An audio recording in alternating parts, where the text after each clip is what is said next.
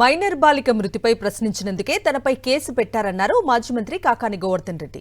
TDP నేతల ఫిర్యాదుతోనే case పెట్టారన్నారు.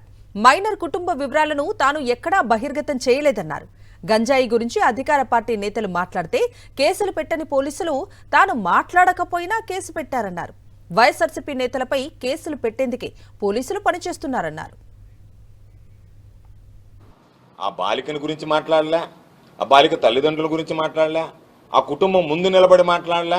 నేను బయట వచ్చి మాట్లాడినప్పుడు మీ దగ్గర ఏం ఆధారాలు ఉన్నాయని పోలీసులు అడిగితే ఆ రోజు మీడియా ద్వారా చెప్పా, వాళ్ళకి చెప్పా.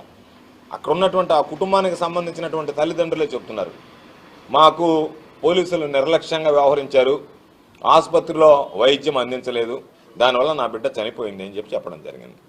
ఇక్కడ గంజాయి ప్రభావం వల్ల ఇది జరిగింది అని నేను మాట్లాడటం కాదు, సాక్షాత్తు అక్కడ శాసనసభ్యురాలుగా ఉన్నటువంటి వాళ్ళు గంజాయిని అణిచివేస్తాం ఇక మీదట అని చెప్పి మాట్లాడారు.